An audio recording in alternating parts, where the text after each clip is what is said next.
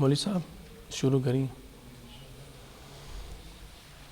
الحمدللہ نحمدک یا اللہ ونصلی ونسلم علی من لا نبی بعدہ اما بعد فاعوذ باللہ من الشیطان الرجیم بسم اللہ الرحمن الرحیم لقد جاءکم رسول من انفسکم عزیز علیہ ما عنتم حریص علیکم بالمؤمنین رؤوف الرحیم قال النبی صلی اللہ علیہ وسلم المرء مع من احب الیہ۔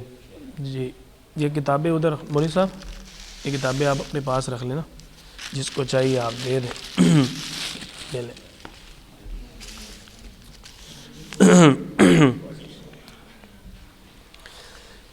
قال النبی صلی اللہ علیہ وسلم المرء مع من احب الیہ او کما قال صلی اللہ علیہ وسلم صدق اللہ وصدق رسولہ النبی الکریم۔ اللہم صلی علی محمد وعلی آل محمد کما صلیت علی ابراہیم وعلی آل ابراہیم انک حمید مجید۔ اللہم بارک علی محمد وعلی آل محمد کما بارکت علی ابراہیم وعلی آل ابراہیم انک حمید مجید۔ جرم الفت کی ہمیں لوگ سزا دیتے ہیں، جرم الفت کی ہمیں لوگ سزا دیتے ہیں، کتنے ناداں ہیں کہ شعلوں کو ہوا دیتے ہیں۔ میرے اور آپ کے پیارے پیغمبر کی سیرت اور شان کو دشمنان اسلام نے جتنا زیادہ دبانے کی کوشش کی، آپ صلی اللہ علیہ وسلم کی مبارک شان اقدس میں کافروں نے جتنی زیادہ گستاخیاں کرنے کی کوشش کی، میرے اور آپ کے اللہ نے اتنا زیادہ اپنے محبوب صلی اللہ علیہ وسلم کی شان کو، مقام کو، مرتبہ کو بلند کیا۔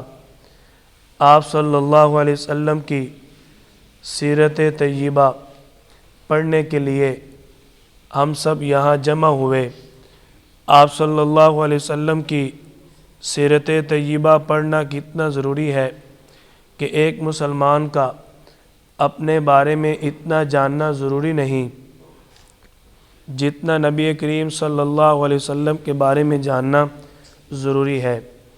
آپ صلی اللہ علیہ وسلم دنیا کے اندر واحد وہ شخصیت ہیں جن کی زندگی مبارک کا کوئی بھی پہلو اٹھا لیا جائے تو انسان کے لیے راحت ہی راحت ہے، سکون ہی سکون ہے۔ آپ صلی اللہ علیہ وسلم کی سیرت طیبہ کے حوالے سے آپ کی اس جامع مسجد ابو القاسم میں آج 24 جنوری 2022 کو سیرت کورس کا سبق نمبر 1 آپ صلی اللہ علیہ وسلم کی سیرت طیبہ کے عنوان سے سیرت کورس کے جو آج کے موضوعات ہیں ان میں نمبر 1 آپ صلی اللہ علیہ وسلم کو اللہ نے عرب قوم کی طرف کیوں بھیجا، یعنی آپ صلی اللہ علیہ وسلم کو اہل عرب میں ہی کیوں بھیجا، کسی اور قوم کی طرف کیوں نہ بھیجنے کا انتخاب فرمایا۔ نمبر 2 آپ صلی اللہ علیہ وسلم کا سلسلہ نسب کتنا پاکیزہ ہے، مطہر ہے، کتنا معزز ہے۔ نمبر 3 آپ صلی اللہ علیہ وسلم کا شجرہ نسب والد اور والدہ کی طرف سے کیا ہے۔ نمبر 4 آپ صلی اللہ علیہ وسلم کے قبیلہ کا انتخاب کیوں ہوا اور اس قبیلہ میں ہی انتخاب کیوں کیا گیا۔ نمبر 5 آپ صلی اللہ علیہ وسلم کے لیے اللہ نے جس خاندان کا انتخاب فرمایا اس کی وجہ کیا تھی۔ نمبر 6 آپ صلی اللہ علیہ وسلم کے دادا عبد المطلب کا مختصر تعارف۔ نمبر 7 آپ صلی اللہ علیہ وسلم کے والد محترم کا مختصر تعارف۔ نمبر 8 آپ صلی اللہ علیہ وسلم کے والدین کا ایمان۔ نمبر 9، آپ صلی اللہ علیہ وسلم کی ولادت سے قبل جو واقعہ فیل پیش آیا اس کا پس منظر۔ نمبر 10، آپ صلی اللہ علیہ وسلم کی ولادت باصحابت سے قبل چند جو واقعات پیش آئے ان کا پس منظر کیا تھا۔ پہلا ہمارا موضوع، اللہ نے آپ صلی اللہ علیہ وسلم کو اہل عرب میں بھیجنے کا انتخاب کیوں فرمایا؟ اس کی چند وجوہات ہیں۔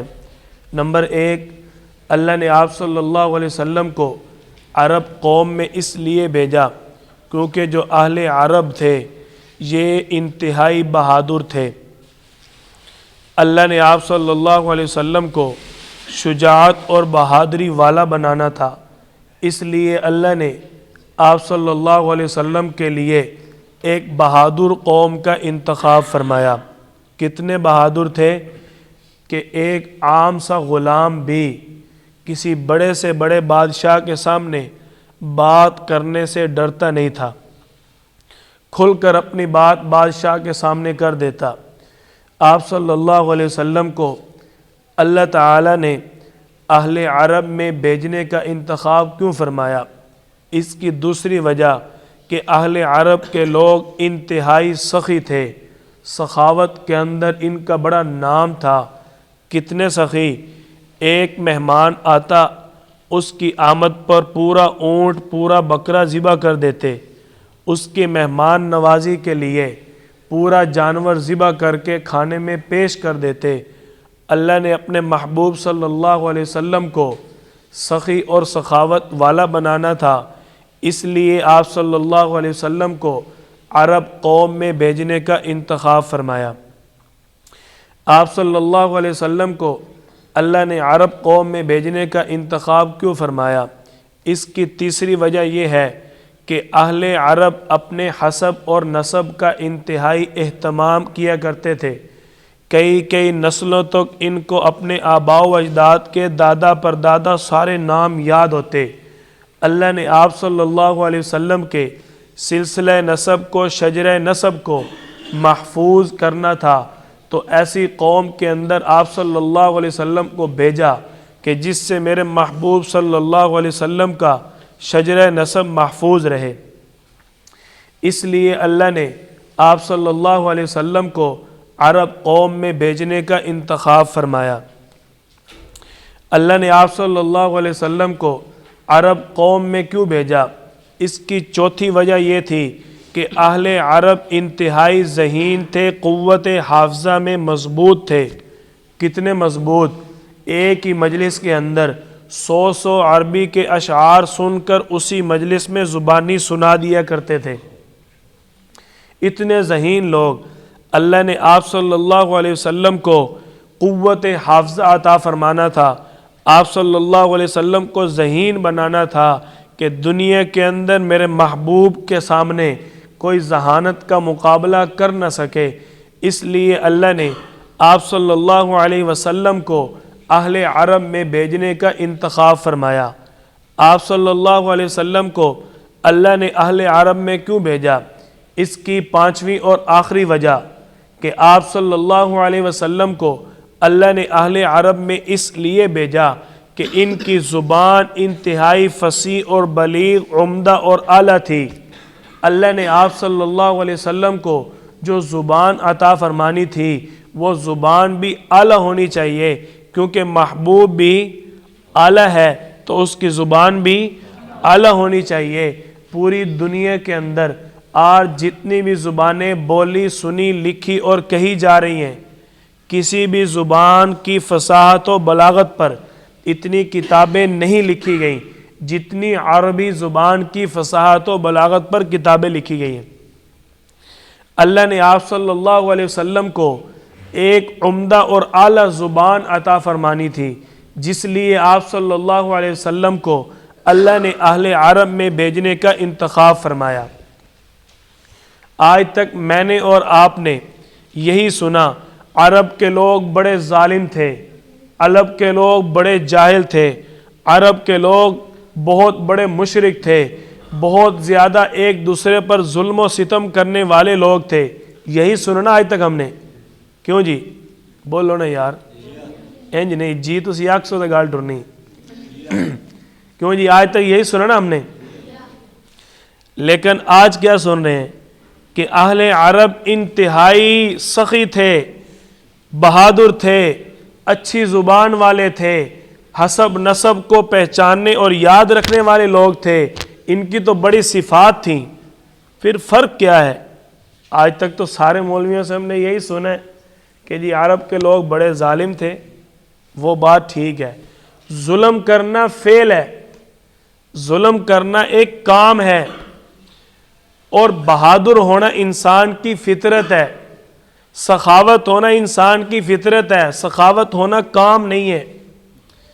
جس بندے نے سخاوت اختیار کرنی ہے اس کے دل نے اگر وہ وزن اٹھانا ہے تو اس نے سخاوت کرنی ہے. وہ جتنا مرضی بڑا سخی ہو، اگر اس کا دل گردہ بڑا نہیں ہے تو وہ پیسہ خرچ کرنے میں ماہر نہیں ہے. کیونکہ جو سخاوت صفت ہے یہ استعداد اور فطرت کے مطابق ہے. یہ فطرتاً حاصل ہوتی ہے. فلاں بندہ فلاں برادری کا ہے، وہ کبھی کسی پر مال خرچ نہیں کرتا. یہ کیوں کہہ رہے ہیں؟ کیونکہ پوری برادری میں ایک نسل در نسل فطرت چلتی آ رہی ہے کہ وہ کسی پر پیسہ خرچ کر کے راضی. فلاں بندہ فلاں برادری کا ہے، بڑا سخی ہے، بڑا مال لٹانے والا ہے، بڑا پیسہ خرچ کرتا ہے، غرباء سے بڑا تعاون کرتا ہے. کیوں؟ اس کا پورا خاندان ایسا چلتا آ رہا ہے. اس آدمی کا نام تھوڑا ہے، اس کے خاندان کا نام زیادہ ہے. سمجھ آئی بات کی؟ یہ اس خاندان کی فطرت میں بات چلتی آ رہی ہے. آسان کر کے سمجھاتا ہوں. ایک ہے افعال اور اعمال. یہ اہل عرب کے کمزور تھے، غلط تھے، خراب تھے، درست نہ تھے، مشرک تھے، ظالم تھے. دوسری چیز ہے استعداد اور فطرت. اس چیز میں وہ لوگ ٹھیک تھے. فطرت میں ان کے سخاوت بھی تھی. جتنے مرضی مار دھاڑ ظلم و ستم کرتے تھے، لیکن جب مہمان آتا تھا پورا اونٹ ذبح کر کے پیش کر دیتے تھے، کبھی پرواہ نہیں کی. جتنے مرضی ظالم تھے لیکن ذہین کمال درجے کے تھے. عربی کے اشعار میں مقابلہ ہوتا تھا. بیت اللہ کی دیوار پر لکھ کر مقابلے کے اشعار لگاتے. لو جی میرے ان اشعار کے مقابلے میں کوئی اشعار لے کے آئے. آپ صلی اللہ علیہ وسلم نے اللہ کے حکم کے مطابق سورۃ الکوثر لکھ کے لگائی تھی. پورا عرب جھک گیا، اس کلام کے جیسا کلام پیش نہیں کر سکا. اللہ نے اس لیے بھیجا، اور تم تو بہت بڑے شاعر ہو، فَأْتُوا بِسُورَةٍ مِّن مِّثْلِهِ وَادْعُوا شُهَدَاءَكُمْ.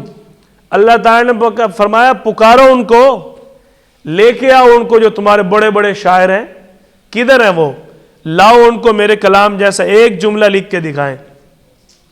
اللہ نے اس لیے آپ صلی اللہ علیہ وسلم کو عرب قوم میں بھیجا. اللہ نے اپنا کلام پیش کرنا تھا، ایسا کلام کہ جس کے ایک ایک لفظ کے کئی کئی معانی سامنے آتے ہیں، کئی باتیں سمجھ آ جاتی ہیں. آپ صلی اللہ علیہ وسلم کو اللہ نے جوامع الکلم بنا کر بھیجا تھا. اہل عرب کی جو صفات ہیں وہ الگ، اہل عرب کے جو کام ہیں وہ الگ. ایک بندہ سخی بہت ہے، مشہور حد درجے کا ہے، لیکن وہ پورا سال اب 1 روپے خرچ نہیں کر رہا. لوگ کیا کہیں گے؟ 40 سال اتنا خرچ کیا اس نے، 1 سال نہیں کیا تو کیا ہو گیا؟ کہیں گے کہ نہیں؟ ایک بندے نے ساری زندگی کچھ نہیں خرچ کیا، کسی کو دیا ہی نہیں ہے، وہ 1 سال میں آنکھیں بند کر کے پیسہ بہانا شروع کر دیتا ہے، لوگوں کو دینا شروع کر دیتا ہے. لوگ کیا کہیں گے؟ لگتا ہے کہ دے وڈا ہاتھ مارے ایس. کہیں گے کہ نہیں؟ کیوں کہیں گے؟ کیونکہ اس کی فطرت میں، اس کی استعداد میں، اس کے کردار میں یہ بات مشہور ہے کہ یہ سخی نہیں ہے. اللہ نے اس لیے آپ صلی اللہ علیہ وسلم کو ایسے علاقے میں بھیجا، ایسی قوم میں بھیجا کہ میرے محبوب کی سخاوت میں ایک مثال ہونی چاہیے. اپنے پیٹ پر پتھر ہوتا تھا اور دوسروں کو کھانا کھلا رہے ہوتے تھے. اس سے بڑھ کے سخی کون ہو سکتا ہے؟ آپ صلی اللہ علیہ وسلم کے سلسلہ نسب کو اللہ نے محفوظ کرنا تھا، اس لیے اللہ نے اہل عرب میں بھیجا. اب ان کی استعداد اور فطرت وہ الگ، ان کے کام الگ۔ ایک بندے کو نماز پڑھنی نہیں آتی، وضو کرنا نہیں آتا، یہ عمل ہے نا، اگر ہم اس کو سکھا دیں گے اس کو آ جائے گا کہ نہیں؟ بولو آ جائے گا نا۔ اب ایک بندے کی عادت ہے، خاندانی رسم چلتی آ رہی ہے، شادی پہ یہ کرنا ہے، کوئی فوت ہو گیا تو یہ سب کچھ کرنا ہے، ہم اس کو اس چیز سے روکنا چاہیں روک لیں گے؟ کیوں جی بولو؟ وہ ان کی فطرت چلتی آ رہی ہے، وہ ان کی کیا چل رہی ہے؟ فطرت۔ اور نماز نہیں آتی وہ تو اس کا عمل ہے، عمل الگ چیز ہے، فطرت الگ چیز ہے۔ آپ صلی اللہ علیہ وسلم کے اعمال تو اللہ نے خود پیش کرنے تھے، اللہ نے آپ صلی اللہ علیہ وسلم کو سارے اعمال خود سکھائے، نماز سکھائی، وضو سکھایا، سارے احکامات سکھائے، لیکن جو فطرت تھی اس کی تیاری کس نے کروانی تھی؟ میری بات سمجھ آ رہی نا آپ کو؟ فطرت کی تیاری کس نے کروانی تھی؟ وہ جی ایسے خاندان سے میرا محبوب ہونا چاہیے جس خاندان کی پوری دنیا میں مثال نہ ہو، میرا محبوب سید خاندان سے آنا چاہیے، ایسا خاندان جو سخی بھی ہے، ذہین بھی ہے، بہادر بھی ہے، زبان بھی اعلیٰ ہو، پوری دنیا میں میرے محبوب کی مثال نہ ہو۔ اس لیے اللہ نے آپ صلی اللہ علیہ وسلم کو عرب میں بھیجا۔ پہلا موضوع ہمارا مکمل ہو گیا۔ آپ صلی اللہ علیہ وسلم کی سیرت کے حوالے سے آج کا دوسرا موضوع، آپ صلی اللہ علیہ وسلم کا جو سلسلہ نسب ہے، آپ کے والد گرامی حضرت عبداللہ بن عبد المطلب بن عبد مناف بن ہاشم، یہ اوپر آخر تک، اس سلسلہ نسب کے بارے میں اگر ہمیں کوئی کہہ دے تجھے پتہ بھی ہے تیرے نبی کا خاندان کیسا تھا، تیرے نبی کی لڑی، تیرے نبی کا شجرہ نسب، سلسلہ نسب کیسا ہے، تو جو کہتا ہے میرا آئیڈیل ہے، میری جان ہے، میرا ایمان ہے، میرا مان ہے، میں سب کچھ لگانے کے لیے تیار ہوں، تجھے یہ پتہ ہے تیرے نبی کا سلسلہ نسب کیسا ہے؟ تو ہم کہیں گے ہمارے محبوب صلی اللہ علیہ وسلم نے خود فرمایا۔ حضرت انس رضی اللہ تعالیٰ عنہ فرماتے ہیں آپ صلی اللہ علیہ وسلم نے اس آیت مبارکہ کی تلاوت کی، لَقَدْ جَاءَكُمْ رَسُولٌ مِّنْ أَنفُسِكُمْ عَزِيزٌ عَلَيْهِ مَا عَنِتُّمْ حَرِيصٌ عَلَيْكُمْ بِالْمُؤْمِنِينَ رَءُوفٌ رَحِيمٌ۔ اور ساتھ ہی آپ صلی اللہ علیہ وسلم فرمایا انس جیسا سلسلہ نسب اللہ نے میرا بنایا پوری کائنات میں ایسا کسی کا سلسلہ نسب نہیں ہے، سب سے افضل سب سے اشرف سلسلہ نسب میرا سلسلہ نسب ہے۔ اس کی خوبی کیا ہے کہ میرے والدین سے لے کر حضرت آدم علیہ السلام تک ایک بھی عورت گناہگار نہیں ہے، ساری کی ساری پاک دامن ہے، پاکیزہ ہے۔ آپ صلی اللہ علیہ وسلم کے سلسلہ نسب کے بارے میں حضرت ابن عباس رضی اللہ تعالیٰ عنہ فرماتے ہیں ما بغت امرأۃ نبی قط، آج تک کسی بھی نبی کی ماں نے، بیوی نے زنا نہیں کیا، جتنے بھی انبیاء کرام آئے کبھی بھی کسی نبی کی ماں نے زنا نہیں کیا۔ آپ صلی اللہ علیہ وسلم کے سلسلہ نسب کی پاکیزگی کو مثال کے ساتھ واضح کرتے ہیں۔ حضرت عائشہ رضی اللہ عنہ پر تہمت کا واقعہ آپ حضرات نے سنا ہوگا۔ اللہ تعالیٰ نے جو 10 آیات حضرت عائشہ رضی اللہ عنہ کی برات پر اتاری، ان میں ایک آیت ہے وَلَوْلَا إِذْ سَمِعْتُمُوهُ قُلْتُمْ مَا يَكُونُ لَنَا أَن نَّتَكَلَّمَ بِهَذَا سُبْحَانَكَ هَذَا بُهْتَانٌ عَظِيمٌ۔ اللہ تعالیٰ نے اہل اسلام کو اس آیت کے اندر تنبیہ فرمائی، خبردار کیا وَلَوْلَا إِذْ سَمِعْتُمُوهُ قُلْتُمْ مَا يَكُونُ لَنَا، تم نے جب وہ تہمت، وہ الزام، وہ بات سنی ان نتکلم بہذا، تم نے اس بات کے بارے میں کیوں نہ کہا سبحانک ھذا بہتان عظیم، تو بہت بڑا بہتان ہے، تمہیں سنتے ہی کہنا چاہیے تھا۔ اللہ آپ صلی اللہ علیہ وسلم کو اور صحابہ کرام کو، مسلمانوں کو تنبیہ فرما رہے ہیں کہ تم نے سنتے کیوں نہ کہا نبی کی بیوی ہے، اس پر اس طرح کا الزام نہیں ہو سکتا۔ جو اللہ نبی کی بیوی پر تہمت کو برداشت نہیں کرتا، بیوی کا مقام زیادہ ہوتا ہے ماں کا، تو وہ اللہ ماں کے اوپر الزام کو یا اس طرح کی چیز کو کیسے برداشت کرے گا؟ اللہ نے انبیاء کرام کے سلسلہ نسب کو ہمیشہ پاکیزہ رکھا۔ جب سے دنیا قائم ہے، آپ صلی اللہ علیہ وسلم تک جتنے بھی انبیاء کرام آئے، کسی بھی نبی کی ماں کے اوپر کسی قسم کا کوئی تہمت یا الزام نہیں۔ صرف حضرت مریم علیہ السلام پر کافروں نے تہمت لگائی، باقی جتنی بھی انبیاء کرام کی بیویاں اور مائیں گزری ہیں ان پر کسی نے تہمت بھی نہیں لگائی۔ ناپاک ہونا تو دور کی بات ہے، ہوتا نا الزام ہی لگ جائے، وہ بھی نہیں۔ اور آج کے معاشرے میں کہتے ہیں اگر انسان متقی ہے، اصل متقی ہے، پرہیزگار ہے، کبھی وہ گناہ نہیں کرتا، کبھی وہ کسی کا حق ضائع نہیں کرتا، کبھی کسی کے ساتھ دھوکہ نہیں کرتا، جتنا مردی بڑا گناہگار ہو اس پر کبھی بھی زنا کا تہمت اور الزام نہیں آئے گا۔ کتنی بڑی بات ہے یہ! اللہ تعالیٰ نے ایک ایسی چیز بنا دی، اگر متبع سنت ہوگا، آپ صلی اللہ علیہ وسلم کی سنت پر عمل کرنے والا ہوگا، اپنے آپ کو پاکیزہ رکھے گا۔ ہوتا ہے نا بندہ کہیں سے گزر رہا ہو، جتنا مرضی برا محلہ ہو، کوئی یہ نہیں کہے گا فلاں لڑکا یہ غلط کام کرتا ہے، الزام بھی نہیں آئے گا۔ یہ آپ صلی اللہ علیہ وسلم کے امتی ہونے کی برکت ہے۔ آپ صلی اللہ علیہ وسلم کا سلسلہ نسب کتنا پاکیزہ سلسلہ نسب ہے۔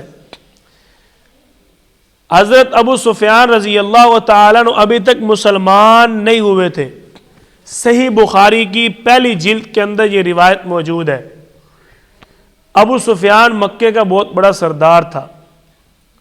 جب آپ صلی اللہ علیہ وسلم نے نبوت کا دعویٰ کیا تو یہ روم کے بادشاہ کے پاس گئے کہ بڑا سمجھدار ہے، بڑا بادشاہ ہے، آخر کمال درجہ رکھتا ہے تو بادشاہ ہے نا، تو اس سے جا کے بات کرتا ہوں کہ ہمارے علاقے میں یہ معاملہ چھڑ گیا ہے۔ ایک شخص ہے وہ آ کر کہتا ہے میں اللہ کا نبی ہوں، تو بادشاہ سے پوچھتا ہوں بادشاہ کیا کہتا ہے؟ بادشاہ نے پرانے علماء کو جمع کیا اور ابو سفیان بادشاہ سے سوال کر رہے ہیں۔ وہ کہہ رہا ہے میں اللہ کا نبی ہوں۔ اب بادشاہ ابو سفیان سے سوال کر رہے ہیں کہ وہ کیسا اللہ کا نبی ہے۔ ان سوالات میں لمبی روایت ہے۔ ایک سوال بادشاہ نے کیا کیف نسبہ فیکم، اس کا سلسلہ نسب کیسا ہے، اس کا خاندان کیسا ہے؟ جو کہہ رہا ہے میں اللہ کا نبی ہوں، مجھے یہ بتاؤ کہ اس کا سلسلہ نسب کیسا ہے، اس کے ابا کا نام کیا ہے، اس کے دادا کا نام کیا ہے، اس کے پردادا کا نام کیا ہے، کون تھے، کہاں رہنے والے، کیسے لوگ ہیں؟ ابو سفیان ابھی تک مسلمان نہیں ہوئے تھے، کہنے لگے ہوا فینا ذو نسب، اس کا سلسلہ نسب تو بڑا اعلی ہے۔ تو روم کا بادشاہ کیا کہنے لگا، یہ صفت تو کسی نبی کی ہے، پھر یہ صفت تو کسی نبی کی ہو سکتی ہے۔ تو آپ صلی اللہ علیہ وسلم کا جو سلسلہ نسب ہے میرے اللہ نے پاکیزہ مطہر بنایا، رہتی دنیا تک کوئی مائی کا لال میرے محبوب کے سلسلہ نسب پر بات نہیں کر سکتا، کیونکہ ہمارا یہ واضح طور پر اعلان ہے، ہمارے ایمان کا حصہ ہے، ہمارے نبی کا سلسلہ نسب سارے کا سارا پاکیزہ ہے، ہمارا ایمان ہے۔ آپ صلی اللہ علیہ وسلم کے والدین کا شجرہ نسب آپ کے پاس کتاب موجود ہے، آپ اس کتاب سے یاد بھی کر لیں گے، ٹھیک ہے؟ ہمیں اپنے آباء و اجداد کے نام یاد ہوں یا نہ ہوں، اپنی پیڑھیاں یاد ہوں یا نہ ہوں، لیکن آپ صلی اللہ علیہ وسلم کا شجرہ نسب یاد ہونا چاہیے۔ آپ صلی اللہ علیہ وسلم کا شجرہ نسب حضرت سیدنا و مولانا محمد بن عبداللہ بن عبد المطلب بن ہاشم بن عبد مناف بن قصی بن کلاب بن مرہ بن کعب بن لوئی بن غالب بن فہر بن مالک بن نظر بن کنانہ بن خزیمہ بن مدرکہ بن الیاس بن مزر بن نزار بن معد بن عدنان۔ آپ صلی اللہ علیہ وسلم فرماتے ہیں، حضرت عبداللہ بن عباس رضی اللہ عنہما سے مروی ہے کہ آپ صلی اللہ علیہ وسلم نے اپنا شجرہ نسب جب بھی بیان کیا حضرت عدنان تک بیان فرمایا، اور تاریخ کی کتابوں میں آپ صلی اللہ علیہ وسلم کا شجرہ نسب حضرت آدم علیہ السلام تک بھی مل جاتا ہے۔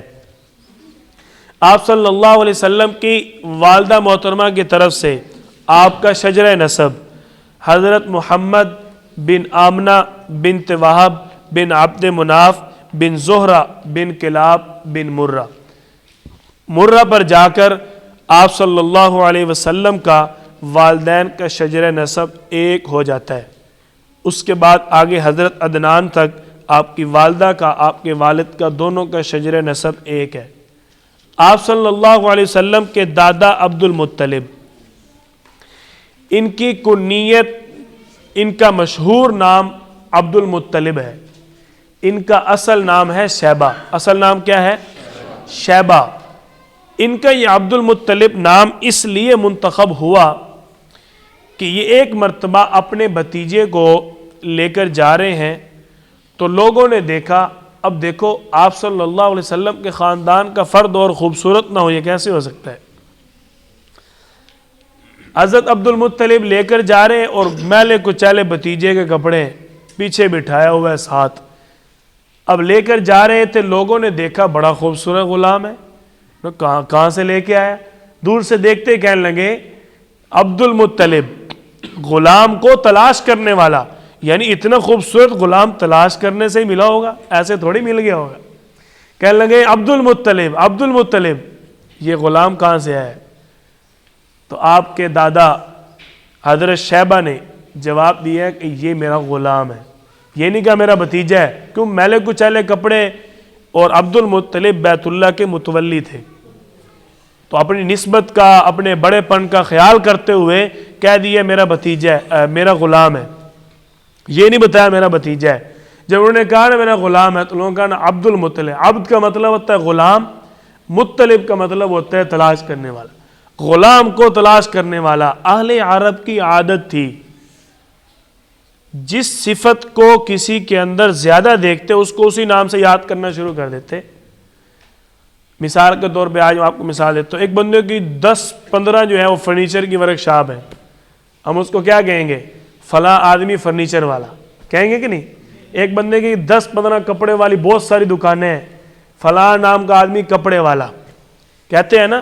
قیصر محمود جاپان والا، کہتے ہیں نا؟ تو اہل عرب کی بھی یہ عادت تھی کہ جس بندے کی جس صفت کو دیکھتے اسی صفت کے ساتھ اس کا نام مشہور کر دیتے۔ اس طرح آپ صلی اللہ علیہ وسلم کے دادا عبد المطلب کا نام عبد المطلب مشہور ہو گیا۔ ان کا اصل نام کیا ہے؟ شیبہ۔ آپ صلی اللہ علیہ وسلم کے لیے اللہ تعالی نے جس خاندان کا انتخاب فرمایا اس خاندان کا نام ہے بنو ہاشم۔ کیا نام ہے؟ بنو ہاشم۔ آپ صلی اللہ علیہ وسلم کے پردادا کا نام ہے ہاشم۔ ان کا یہ نام کیسے مشہور ہوا؟ ان کا یہ نام مشہور ہونے کی وجہ یہ تھی، ایک مرتبہ مکے کے اندر قحط سالی کا عالم ہوا، بھوک کی کیفیت ہوئی، ہر طرف بھوک ہی بھوک ہے، ہر آدمی بھوک سے تڑپ رہا ہے۔ تو آپ کے جو پردادا ہیں حضرت ہاشم، انہوں نے شوربہ بنایا، گوشت پکا کر اس شوربے کے اندر روٹیوں کے ٹکڑے بھگو کر وہ لوگوں کو کھلانا شروع کر دیے۔ اس کی وجہ سے ان کا نام مشہور ہو گیا ہاشم۔ ان کا اصل نام ہے عمر۔ کیا نام ہے؟ اصل نام ہے عمر۔ تو ان کا مشہور نام ہاشم بن گیا کیونکہ ہاشم کا معنی ہوتا ہے سرید بنا کر، روٹیوں کا چورا بنا کر لوگوں کو شوربے میں کھلانے والا۔ تو لوگوں نے جب ان کی اس صفت کو دیکھا تو اسی نام سے یاد کرنا شروع کر دیا، وہاں سے ان کا نام ہاشم مشہور ہوا۔ اللہ نے آپ صلی اللہ علیہ وسلم کے لیے جس خاندان کا انتخاب کیا وہ خاندان سخی خاندان تھا۔ آپ صلی اللہ علیہ وسلم کے قبیلہ کا نام قریش ہے۔ قبیلہ کا نام کیا ہے؟ آپ کے قبیلہ کا نام قریش اس لیے مشہور ہوا کیونکہ قریش کے لوگ انتہائی بہادر تھے. دیکھو ہر علاقے کے اندر ایک برادری کا، ایک قبیلے کا ایک نام ہوتا ہے، شہرت ہوتی ہے. اس وقت اہل عرب کے اندر قریش قبیلہ کی بہادری کا بڑا چرچا تھا. اور قریش کہتے ہیں سمندری ایک جانور کو جو سمندر کی تمام چیزوں کو کھا سکتا ہے، اس کو کوئی نہیں کھا سکتا، اتنا بہادر جانور ہے. اس کے نام سے قبیلہ قریش کا نام مشہور ہوا. دوسرا قول یہ ملتا ہے کہ آپ صلی اللہ علیہ وسلم کے شجرہ نسب میں، آپ کے آباء و اجداد میں ایک شخص ہے فہر بن مالک. ان کی کنیت تھی قریش کیونکہ یہ بہت بہادر تھے. بہت بہادر ہونے کی وجہ سے لوگ ان کو قریش کے نام سے پکارتے، اور وہیں سے آپ صلی اللہ علیہ وسلم کے قبیلہ کا نام قریش مشہور ہوا. اللہ نے آپ صلی اللہ علیہ وسلم کے لیے جس قبیلہ کا انتخاب فرمایا وہ بہادر قبیلہ تھا. بہادر قبیلے سے مجھے بات یاد آ گئی. اب میری بیگم کہہ رہی تھی کہ اب اللہ نے پتر دینا، اس کا نام کیا رکھنا ہے؟ میں نے کہا دنیا میں آپ صلی اللہ علیہ وسلم کی صفات کے، اخلاق کے بڑے نام ہیں، لیکن میرا دل چاہتا ہے میں اپنے بیٹے کا نام وہ رکھوں محمد بہادر، کیونکہ میں نے سیرت طیبہ میں، پوری سیرت میں کہیں نہیں دیکھا آپ صلی اللہ علیہ وسلم دشمنوں سے ڈر گئے ہوں. 27 غزوات میں آپ صلی اللہ علیہ وسلم نے شرکت کی ہے. کسی ایک غزوہ کے اندر ایک موقع پر بھی ایک بھی لمحہ ایسا نہیں ملتا جہاں آپ صلی اللہ علیہ وسلم ڈر گئے. دندان شہید ہوئے، میدان جنگ کے اندر بھگدڑ مچ گئی، ساری فوج بکھر گئی، 313,000 کا مقابلہ، سارے حالات ہیں، 10,000 غزوہ خندق میں ہیں، ادھر 1600 مسلمان، کتنا بڑا مقابلہ ہے. لیکن آپ صلی اللہ علیہ وسلم ڈرے نہیں. جب غزوہ حنین کا موقع تھا نا، دشمنوں نے ایک دم ادھر سے دائیں بائیں چاروں طرف سے تیروں کی بارش کی، مسلمانوں کا لشکر ایک دم حیران ہو گیا، ڈر گئے. کئی مسلمان نئے بھاگے، نئے مسلمان ڈر کر بھاگنے شروع ہوئے. لیکن روایات کے اندر ملتا ہے آپ صلی اللہ علیہ وسلم آگے بڑھ رہے ہیں، ساتھ 2-4 اور صحابہ اکرام ہیں. آپ آگے بڑھتے ہوئے کیا کہہ رہے ہیں؟ او دشمنوں، تم جانتے رہی ہو میں قریشی ہوں، انا ابن عبد المطلب، میں عبد المطلب کا بیٹا ہوں، میں ڈرنے والا نہیں ہوں. آپ صلی اللہ علیہ وسلم پوری جرت کے ساتھ آگے بڑھ رہے تھے. اس لیے میں نے سوچا میں اپنے بیٹے کا نام رکھوں محمد بہادر، کیونکہ میرے نبی صلی اللہ علیہ وسلم بہادر بھی تھے. ہر صفت کو، آپ صلی اللہ علیہ وسلم کی ہر صفت کو عام کرنا چاہیے.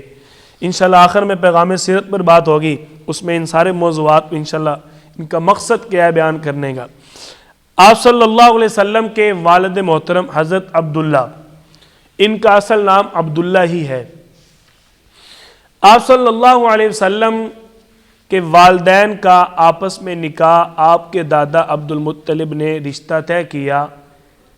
آپ صلی اللہ علیہ وسلم کے لیے قبیلہ بنی زہرہ کی عورت حضرت آمنہ کو تلاش کیا گیا اور حضرت عبداللہ کا ان کے ساتھ نکاح کیا گیا.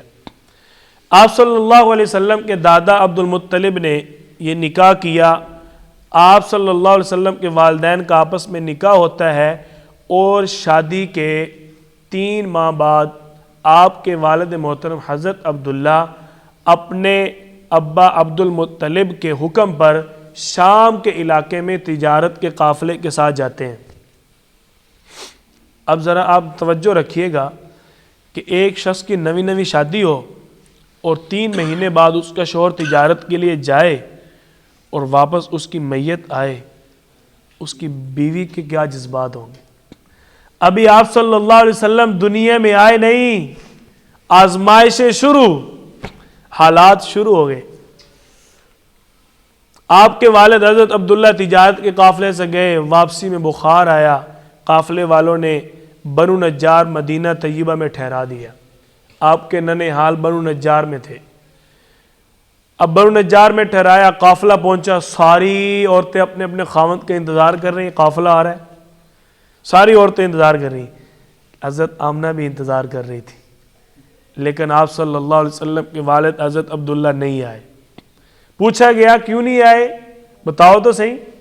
بتایا گیا کہ ان کو بخار تھا، وہ بنو نجار میں ان کو ٹھہرا دیا گیا. آپ کے دادا عبد المطلب نے حکم دیا جاؤ میرے بیٹے عبداللہ کو فوراً واپس لے کے آؤ.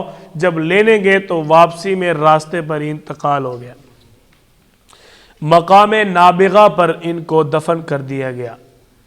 اب دیکھیں آپ صلی اللہ علیہ وسلم کی والدہ محترمہ کی کتنی ہمت ہے، ان کا صبر ہے کہ ابھی آپ صلی اللہ علیہ وسلم پیدا نہیں ہوئے، آپ کے والد محترم اس دنیا سے چلے گئے. حضرت آمنہ رضی اللہ عنہا فرماتی ہیں کہ آپ صلی اللہ علیہ وسلم جب میرے پیٹ میں تھے مجھے وزن محسوس نہیں ہوتا تھا.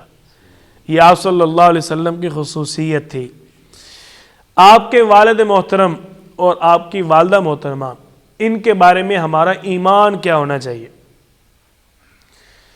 ہمارا ایمان آپ صلی اللہ علیہ وسلم کی محبت کا تقاضا یہ ہے کہ آپ کے والدین مسلمان تھے، مومن تھے. ایک قول یہ ہے کہ یہ ملت ابراہیمی پر تھے تو لہذا مسلمان ہوئے. دوسرا قول یہ ہے کہ آپ صلی اللہ علیہ وسلم کے جو والدین ہیں وہ آپ کی زندگی مبارک میں آپ صلی اللہ علیہ وسلم اپنی والدہ اور اپنے والد دونوں کی قبر پر تشریف لے جاتے ہیں. اللہ نے ان دونوں کی روحوں کو واپس بھیجا، دونوں زندہ ہوئے. آپ صلی اللہ علیہ وسلم پر ایمان لانے کے بعد دوبارہ اللہ تعالی نے ان کی روح کو اپنے پاس واپس بلا لیا. دوسرا قول یہ ملتا ہے. مولانا یوسف لدھیانوی شہید رحمۃ اللہ علیہ نے اپنی کتاب عہد نبوت کے ماہ اور سال، اس کے اندر اسی قول کو ذکر کیا ہے کہ آپ صلی اللہ علیہ وسلم کی زندگی مبارک کے اندر آپ کے والدین کو زندہ کیا گیا.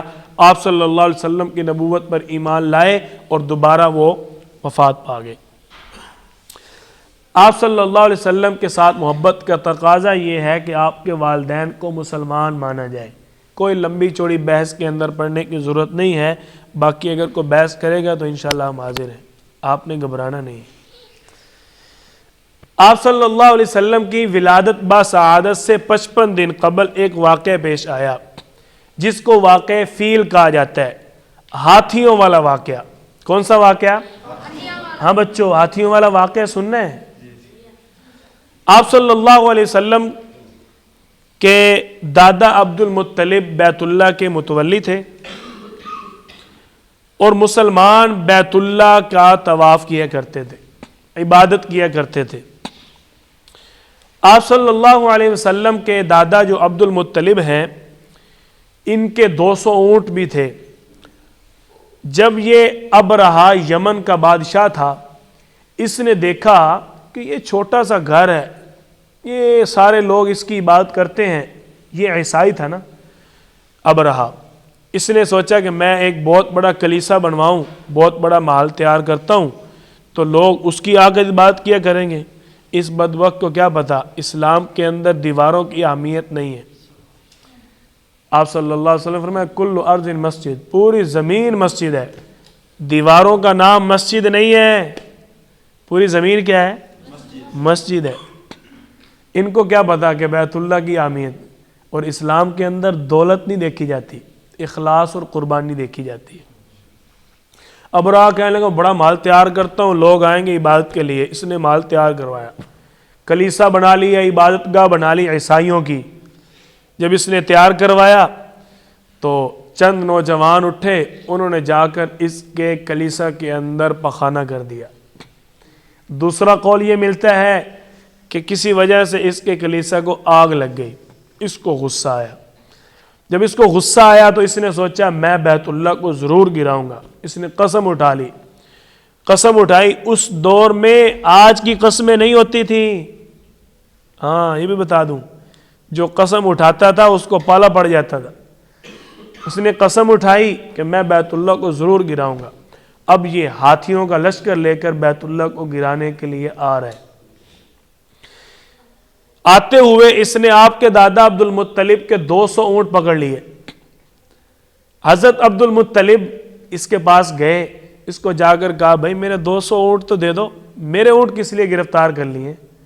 کہنے لگا عبد المطلب میں تو تجھے بڑا سمجھدار انسان سمجھتا تھا، میں نے سوچا شاید تو بیت اللہ کی حفاظت کی بات کرنے آیا ہوگا کہ تمہاری عبادت گاہ ہے، شاید اس کی حفاظت کی بات کرنے آئے ہو، لیکن تو اپنے اونٹوں کی بات کر رہے ہو۔ بڑا پیارا جواب دیا۔ حضرت عبد المطلب فرمانے لگے میں رب الابل ہوں، وہ رب الکعبہ ہے، میں اونٹوں کا مالک ہوں، بیت اللہ کا مالک اوپر بیٹھا ہے، مجھے میرے اونٹ دو، میں ان کی حفاظت کرنا چاہتا ہوں، جس کا بیت اللہ ہے وہ اس کی حفاظت خود کر لے گا۔ اپنے اونٹ لیے واپس آ گئے، مکہ میں آ کر اعلان کر دیا سارے لوگ اپنے اپنے گھروں میں جاؤ، اللہ کے سامنے ہاتھ اٹھاؤ، خود اللہ کے سامنے ہاتھ اٹھائے کہ یا اللہ اپنے اس گھر کی حفاظت فرما۔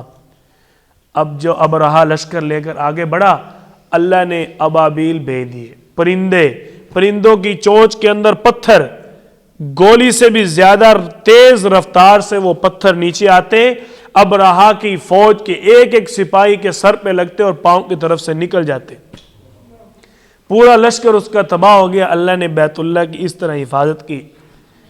آپ صلی اللہ علیہ وسلم کے ارہاسات کے واقعات کے اندر اس واقعے کو شمار کیا جاتا ہے، یعنی آپ کی ولادت بسعادت سے قبل جو چند معجزات اور واقعات پیش آئے ان میں ایک واقعہ فیل بھی ہے۔ یہ ہمارا آج کا سبق جس کے موضوعات مکمل ہوئے۔ اب ان موضوعات سے ہمارے لیے سبق کیا ہے؟ اس سیرت کورس کا اصل مقصد جو ہے، سارے واقعات آپ نے سن لیے، اب ان واقعات کو سن کے ہم نے کیا کرنا ہے؟ پہلی چیز جو ہم نے پڑھی، اللہ نے اہل عرب میں آپ صلی اللہ علیہ وسلم کو بھیجا۔ کون سی قوم میں بھیجا؟ عرب قوم میں۔ کیوں؟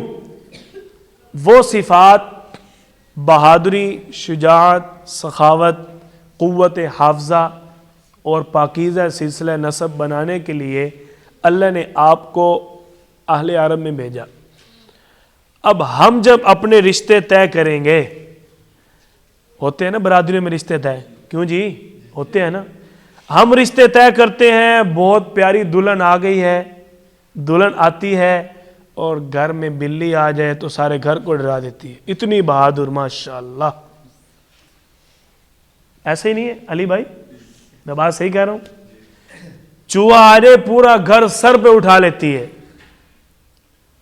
اور آپ صلی اللہ علیہ وسلم کے دور کی عورتیں کتنی بہادر تھیں۔ غزوہ بدر کے اندر آپ صلی اللہ علیہ وسلم کی طرف ایک دشمن بڑھ رہا تھا، عورت نے ایک لکڑی کے بہت بڑا جو جھرمٹا تھا اس کو اٹھا کے دشمن کے سر پہ مار کے اس کو زیر کر دیا، عورت نے۔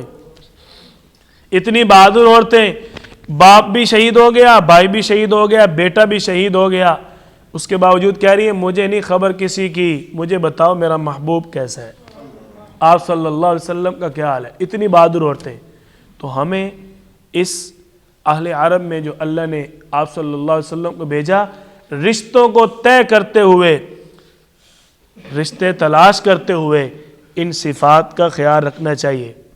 اور بھائی میں عورت لے کے آ رہا ہوں، یہ صرف عورت نہیں آ رہی، صرف بیوی نہیں ہے، یہ تیرے بچوں کی تربیت کرنے والی معلمہ آ رہی ہے۔ جو میرے بچے پیدا ہوں گے اس کی تربیت کس نے کرنی ہے؟ اسی نے ماں بننا ہے ان کی۔ خود ڈر پوک ہوگی تو بچوں کو بھی سو جا سو جا، بلی آ رہی ہے کہے گی کہ نہیں؟ کیوں جی؟ تو بچہ بڑا ہو کے شیروں کا مقابلہ کیا کرے گا؟ دیکھو بہادری آپ صلی اللہ علیہ وسلم کی صفت ہے۔ رشتہ طے کرتے ہوئے ذہین، قوت حافظہ والی، اچھی نیک عورت تلاش کرنی چاہیے۔ کیوں؟ اللہ نے آپ صلی اللہ علیہ وسلم کے لیے ایسی قوم کو منتخب کیا، تو ہم بھی چاہیے نا، ہم بھی انہی چیزوں کو دیکھ کر سوچ سمجھ کر تلاش کریں۔ ہم کہتے ہیں پیسہ آنا چاہیے، جہیز چنگا آوے، نماز بھویک نہ بڑھے، یہ ہمارا مزاج ہے۔ اصل مقصد سیرت کورس کا یہ ہے۔ دوسری چیز سلسلہ نسب۔ اگر ہم چاہتے ہیں کہ ہمارا بھی سلسلہ نسب پاکیزہ ہو، آپ صلی اللہ علیہ وسلم کا سلسلہ نسب پاکیزہ تھا نا، ہم چاہتے ہیں کہ ہمارا بھی سلسلہ نسب پاکیزہ ہو، تو رشتے طے کرتے ہوئے اس چیز کا خاص خیال رکھیں۔ آپ صلی اللہ علیہ وسلم نے خود فرمایا نیک اور پاک عورت کے ساتھ شادی کرو، ایسی عورت سے شادی کرو جو زیادہ بچے پیدا کرنے والی ہو، صرف سونیاں دیکھ کے نہ لے آؤ، نیک دیکھ کر لے کے آؤ۔ دیکھو اپنی اولاد کو اگر خرافات سے، فحاشی سے، برائی سے بچاؤ گے تو ساری زندگی لوگوں نے کس کا کہنا ہے؟ فلاں حاجی صاحب کا خاندان کمال ہے یار، سارے بچے نیک ہیں، پاک ہیں، کبھی کوئی بچہ گناہ نہیں کرتے۔ اگر ہم چاہتے ہیں ہمارا سلسلہ نسب پاکیزہ ہو، رشتے طے کرنے کے لیے اپنے بچوں کا ذہن پاک بنائیں، بچوں کی مرضی نہ دیکھیں، نیک خاتون تلاش کریں۔ اگر ہمارے بچے فحاشی سے، برائی سے، موبائل گندی بیماری سے بچیں گے، جب وہ غلط کام نہیں کریں گے تو ہمارا سلسلہ نسب آٹومیٹک پاکیزہ ہو جائے گا۔ کیوں جی؟ ہم کہہ سکیں گے جی میری اولاد میں کبھی کسی نے یہ کام نہیں کیا۔ اگر ہم چاہتے ہیں ہمارا سلسلہ نسب پاکیزہ ہو، اپنی اولاد کو فحاشی سے بچائیں، برائی سے بچائیں، گھروں کے اندر باپردہ ماحول بنائیں، غیر محرم کو غیر محرم اور محرم کو محرم سمجھیں۔ آج کل ہم نے یہ بہت بڑا نقصان شروع کیا ہے، روزانہ سوشل میڈیا پہ کئی خبریں آ رہی ہوتی ہیں، یہ صرف پردہ نہ ہونے کے نقصانات ہیں۔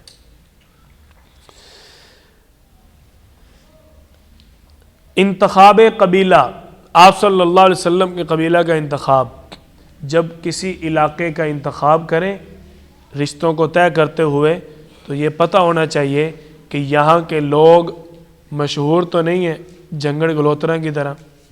کیوں جی؟ یہاں کے لوگ مشہور تو نہیں ہیں وہاں کے لوگوں کی طرح، سمجھ گئے نا آپ بات کو؟ تو کچھ علاقے اس طرح کے مشہور ہیں۔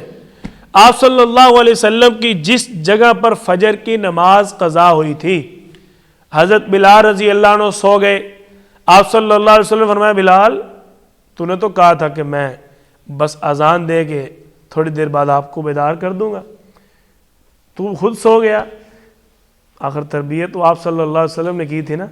آپ صلی اللہ علیہ وسلم کو عرض کرنے لگے یا رسول اللہ جس نے آپ کو سلا دیا اس نے مجھے بھی سلا دیا۔ تو آپ صلی اللہ علیہ وسلم نے اس جگہ پر نماز نہیں پڑھی، فرمایا یہاں سے قافلہ لے کر چلو، یہ جگہ نحوست والی جگہ ہے، نکلو یہاں سے۔ تو جب قبیلہ، شہر، محلے کا انتخاب کریں اس چیز کو سوچ کر انتخاب کریں کہ کیا آیا یہ علاقہ ایسا ہے کہ یہاں میں اپنی بیٹی بیاہ دوں، وہاں کی بیٹی یہاں لے آؤں، میرے گھر کے حالات اس سے خراب تو نہیں ہوں گے؟ دیکھو سیرت کی کتنی برکات ہے۔ اور رشتے طے کرنے میں پتہ نہیں چلتا کرنا کیا ہے، بس چاچے کی مان لو، دادے کی مان لو، وہ جو کہہ رہے ٹھیک ہے تو بس ٹھیک ہی ہوگا۔ جب رشتہ ہو جاتا ہے اب بسانا چاچے تو نہیں ہے گھر تو نے بسانا ہے۔ تیری اولاد کی تربیت چاچے نے تھوڑی کرنی آگے، تیری اولاد کی تربیت یا تو نے کرنی ہے تیری بیوی نے کرنی ہے۔ جب ہم نے رشتے طے کرتے ہوئے ان چیزوں کا خیال نہ کیا تو پھر ہماری نسلیں تباہ ہوں گی، سلسلہ نسب پاک نہیں رہے گا۔ ابھی چند دن پہلے مفتی عفنان صاحب کی بات سن رہا تھا، وہ فرما رہے تھے کہ اگر آپ پوچھو کہ بچے کی تربیت کس عمر سے ہونی چاہیے تو ہم یہ جواب دیں گے جب آپ رشتے طے کرو، شادی کرنے سے پہلے بچے کی تربیت کا سوچ کے شادی کرو، یہ عورت لے کے آ رہا ہو اس نے میرے بچے کی تربیت کرنی ہے، اس وقت سے بچے کی تربیت شروع ہو جاتی ہے۔ آپ صلی اللہ علیہ وسلم کے دادا عبد المطلب اور آپ کے خاندان کا نام ہاشم، یہ انتہائی سخی خاندان تھا، اور جب ہم بھی ان چیزوں کا اگر تعلق قائم کریں تو سخاوت کو ضرور دیکھیں، سخاوت کو ضرور دیکھیں۔ آپ صلی اللہ علیہ وسلم کی سیرت طیبہ کا آج کا سبق نمبر 1 ہمارا مکمل ہوا۔ جو موضوعات آپ کی کتاب میں سبق نمبر 1 میں تھے وہ سارے بیان ہو گئے، اور آپ نے مطالعہ کیا ہوگا سبق نمبر 1 کے حوالے سے۔ اگر آپ کو کوئی بات سمجھ نہیں آئی یا آپ کے دل میں کوئی سبق نمبر 1 کے حوالے سے سوال ہو تو وہ آپ سوال کر سکتے ہیں۔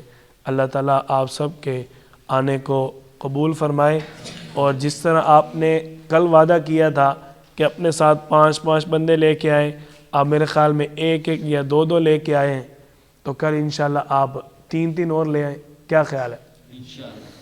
تیار ہے نا انشاءاللہ؟ کوئی سوال تو نہیں ہے؟ اللہ تعالیٰ آپ سب کو جزائے خیر دے۔